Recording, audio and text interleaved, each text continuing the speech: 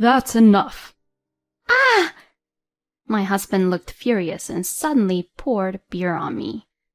Don't get too cocky when you're the one who gets to live a nice life, all thanks to me. All you have to do is shut up and cook. I can't stand it anymore. I can't stay with this man after being treated like this. I can't do this anymore. I'm leaving. When I said that, my husband instantly changed his attitude. Oh, no, please don't do that. Actually, my husband had to deal with some situation on his own. But it doesn't matter to me anymore, and it's none of my business. You can go straight to hell. My name is Francine. I am a 34-year-old office worker. My husband Wally and I have been married for almost 4 years. We met at a blind date. My husband is an office worker working for a major company. He was 1 year younger than me, so we were almost of the same age, and the conditions he had were perfect. And when we sat next to each other and talked, we had a lot of fun and I was instantly attracted to him. We then exchanged contact information and started meeting just with the two of us. We went out for drinks after work, went on dates on our days off, and grew closer. Soon we started to officially go out, and we're a happy couple. It was about a year into our relationship when we got married.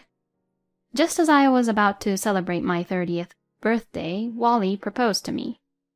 I want your last memory of your 20s to be a proposal from me. Francine, please marry me.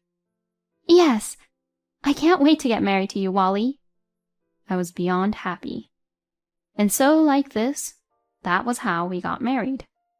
Married life with Wally was very enjoyable, and I was happy. However, there was one thing that surprised me a little. My husband was extremely a frugal person. We will live with less than $2,000 a month, which includes the rent as a married couple. My husband says something like that the moment we got married. And then he proceeded to live a frugal life more and more. For the time being, we'll live in this apartment's room. He showed me a page of an apartment room from the real estates he found on the internet. It was a 1-room with dining room and kitchen for $750 per month for rent. I thought it was a bit small for a married couple like us, but after hearing my husband say that he would prefer to have lower fixed costs, I thought that was true, so I agreed to his proposal. When I went to go look at the rooms, it looked surprisingly easy to live in, so I had no issues with it. Then my husband said that we both should contribute $500 for living expenses. The rent was also split 50-50, so we were paying about $900 per person. The rest of the money we both save and spend on hobbies and things we each want. My husband works for a major company and his income is much better than mine. And yet, I thought it was great that he was trying to save money that way. I am also thankful that if the amount I pay is about $900, I have a good amount of money for my savings or for my hobbies.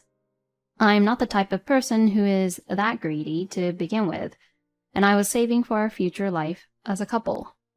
My husband saves a lot more than I do, since he hardly buys anything new, and he seems to be working hard to save money. He works for a major company, is kind, good-looking, and frugal, which is impeccable. I thought I got married to a very nice, kind man. But there was one thing that bothered me a little. My husband would not open a joint account for us as a married couple. Well, it's fine if we don't do that. But if we are both working hard to save money, I think it would be better if we could visualize that we are saving money together by putting it in the same account. This could also motivate us to maybe save even more, because then maybe we can think that we can finally dream of buying a house and owning our own home in the future. Well, that's what I at least think, but when I tell my husband about it, he always brushes it off. If we set up a joint account, and if something happens in the future, and one of us is unable to put money into the account, it'd be a hassle for the one who would end up always putting the money in the account. Don't you think so? I think it's better to keep the money separated in such a way that both of us are independent on their own. Oh, you think so?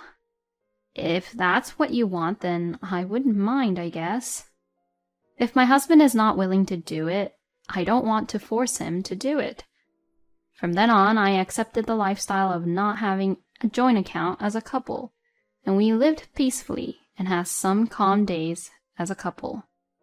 I still spent some days where I wouldn't use my money at all, and I would occasionally go out to dinner with some friends and splurging a bit when buying gifts for my parents. My husband still seems to live frugally, and so after a few years of marriage, we have rarely gone on trips or anything like that. On his days off, Wally would generally stay at home or my husband goes out with friends, but he says that they just go out for drinks at inexpensive popular bars, and even if he goes there, he wouldn't spend much money. My husband is very busy with his work and has to go on business trips over weekends every month, so he doesn't have much time to hang out with his friends a lot. And so, 4 years have passed in our marriage. We have no children, so there is no particular change in our lives. It's not that I was being unsatisfied of our married life, but I was beginning to wonder if we were just living together rather than being a married couple. It sounds nice to say that we were living independently, together, but it didn't feel like we were living as a couple, and it felt more like we were sharing a room together or something like that. I wondered if my husband really loved me. I began to worry about that too. Then one day my husband says something like this: I'm thinking of saving money to build our own home for the future. What? Really? I was happy that my husband said that. I thought he was thinking for the both of us. So I'd like you to put more money into the monthly living expenses, a little more. I understand. Then let's set up a couple's account like we're going to build our own home. When I said that, my husband said, No, we don't have to do that. What? But why not? Wouldn't it be easier that way? Don't worry. I'll take care of the family finances. Then I can save more money if I get the money from you, Francine, in cash, and I'll take care of everything. Really? My husband is certainly a frugal man. But why is he so stubbornly unwilling to set up a joint account with me? I'll help you with the family finances as much as I can too, but... No, it gets messy and confusing when two people try to do it together. I'll get the money from you, Francine, and I'll give you the money for food and stuff from here. Okay, if you say so. I felt a little uncomfortable about Wally's proposal, but I decided to follow his idea. And I started to give him about $500 more every month than I did before. According to my husband's calculations, we would put about $1,500 each, and out of the $3,000, we would pay for the living expenses, including rent, and put about $1,700 to $1,800 into savings for building our own home. I was really surprised to hear his idea. If we take out the rent, we'll have about $400 to $500 to put into living expenses. We will have to pay for food, utilities, and daily necessities from there, which means we will have to save a lot of money. In fact, my husband only gave me $250 for food for the whole month. With such a small amount of money, it is quite difficult to make a full daily meal for two people. But my husband is working hard to save money so that we can build our own home, so I must work hard too. With this in mind, I desperately tried to plan out new ways to cook. I used bean sprouts and tofu to add to meat dishes, and bought discounted foods and froze them immediately, and tried to save money on food costs. I thought to myself that I was making a lot of effort, but my husband gradually began to complain about the meals I have been cooking recently. Hey, lately, the meals you make always seems to be really bland. When he complained about this, I was a little offended. Well, that's because the amount of money you give me for our meals is quite small, so I can't help it. I'm trying my best, you know. When I said this, my husband's eyes widened, and he became angry. Why are you being so cross with me? I'm saving money for our own home, you know. Even if that's the case, we're going to have to spend a little more on food, or else we'll end up eating meals like this all the time. Oh, don't be such a crybaby. I've given you enough money, haven't I? You just have to work it out. I won't increase the food budget from $250. End of discussion. You're the one who has to make the meals in a way that I'd be satisfied with. Wow, this was just too much. Why would he say such outrageous things? But my husband stubbornly refused to increase our food budget.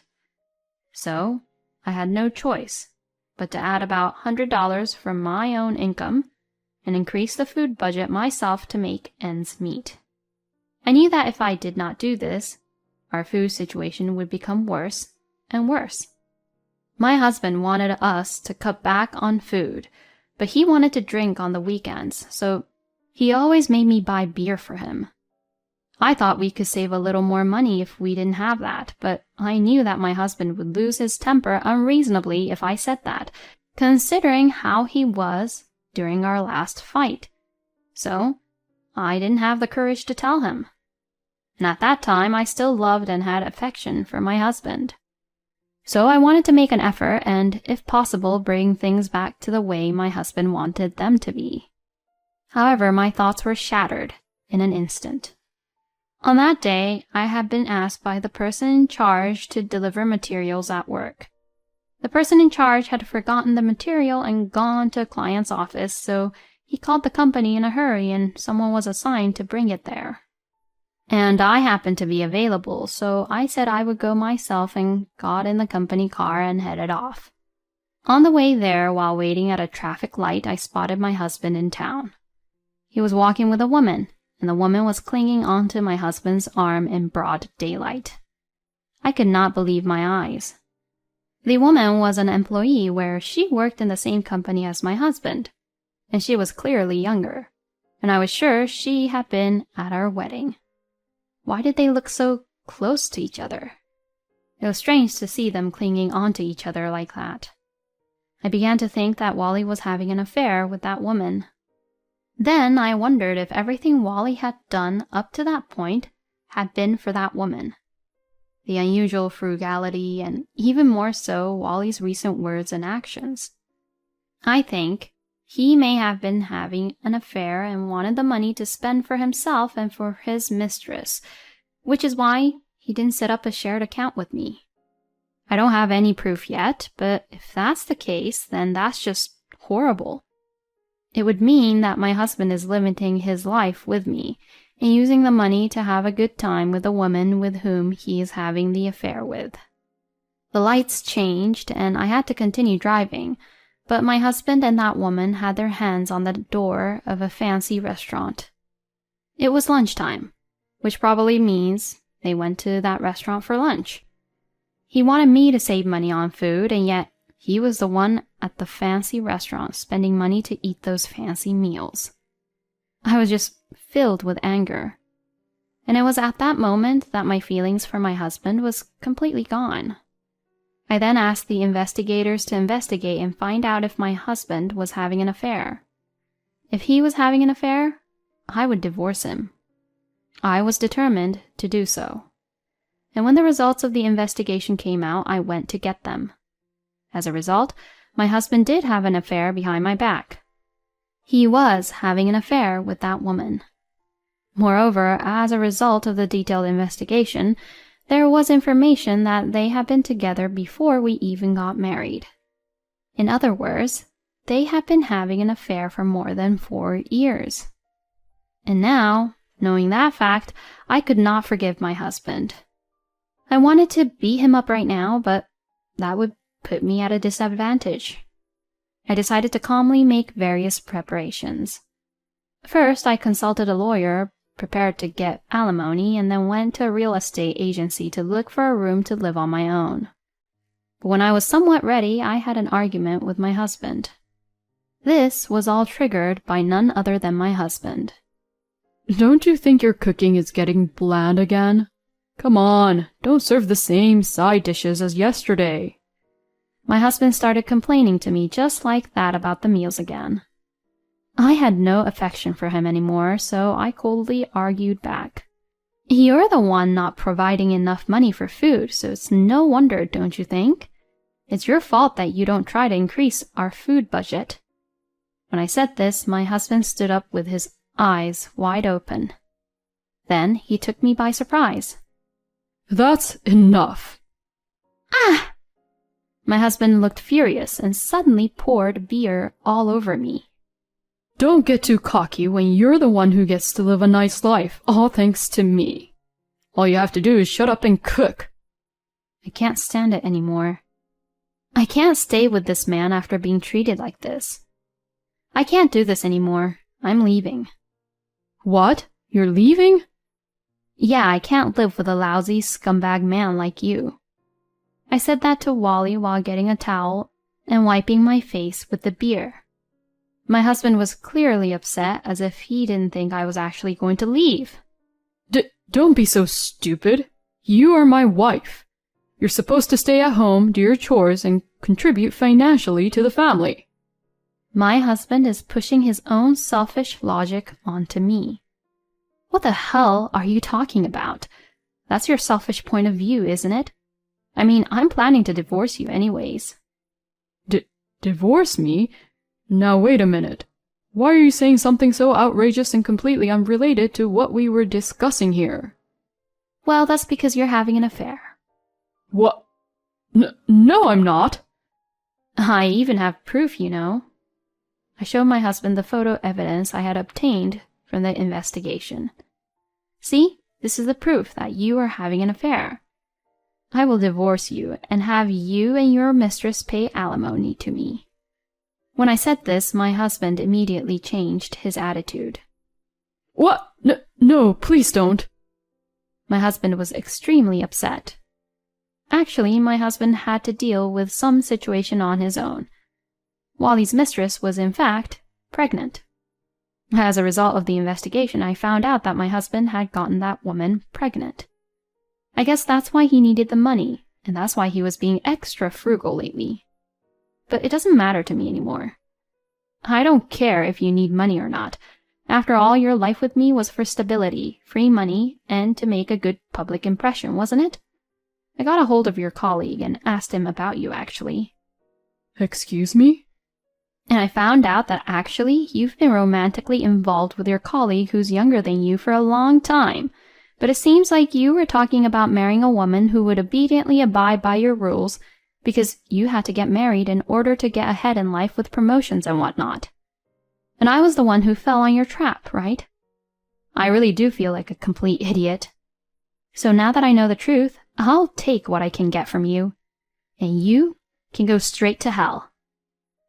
No way. My husband was frozen, looking completely pale. While I saw my husband being like that, I packed up my belongings and went back to my parents' house for the time being. After that, I demanded alimony from my husband and the woman with whom he was having an affair with. I had sent content certificates to their workplaces and my husband's parents' home so that people around them knew about the affair. During the 4-year period of the affair, Wally's behavior was judged to be malicious, and the alimony was much higher than the normal rate because the marriage had been entered into on the assumption that the affair would continue from the beginning. As a result, I was able to claim $100,000 in alimony from my husband and $50,000 from his mistress. And because my lawyer was excellent, I got no division of property, so the money I had saved on my own did not go to my husband at all. After the divorce, my ex-husband and his mistress were saddled with a large amount of debt. My ex-husband was not frugal, but he had saved money from his marriage to me, and the rest of the money he had saved had been spent lavishly with his mistress, and he had no savings at all. And because of this incident, my ex-husband was demoted and he had to leave for a rural department in a local area. Wally's mistress decided that it was impossible for her to have a child on her own with the distance between them, so she had no choice but to quit her job and follow Wally. Later, I heard from one of my ex-husband's co-workers that the ex-husband's mistress was having a very difficult time making ends meet while paying alimony, living expenses, and childcare costs. Now they both work double shifts, and they are both a wreck, both physically and mentally. But it's all their own fault, and they deserve what they got. I am working through my lawyer to have their wages garnished mercilessly if they fail to pay their alimony on time. So they will have to spend the rest of their lives paying me alimony. Meanwhile, I have been investing my savings into investments and increasing my assets. Perhaps because of my husband, I have developed the habit of saving money, even if unintentionally, and I have saved up a lot, which is making my life a whole lot easier. I have been thinking recently that I would like to continue to increase my savings without changing my standard of living, and eventually retire a little earlier than usual. It's just terrible that Wally continued a relationship after marriage with someone he had been in a relationship with for quite some time. This is something like a marriage fraud. I hope guys like him would go to hell. I'm glad that Francine was able to claim a large amount of alimony without having any loss. I hope Francine will find a wonderful man this time and find happiness. Thank you for watching to the end. Please subscribe to our channel if you like. See you in the next video.